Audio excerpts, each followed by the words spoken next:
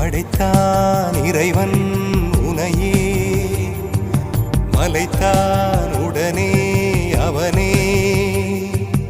அழகை படைக்கும் திறமை முழுக்க உன்னுடன் சார்ந்தது, என் விழி சேர்ந்தது. விடிய விடிய மடியில் கிடக்கும் பொன்வினை உன்மேனி மீட்டட்டும் என் மேனி. விரைவினில் வந்து கலந்திடு, வீரல் பட மெல்ல காணிந்திடு.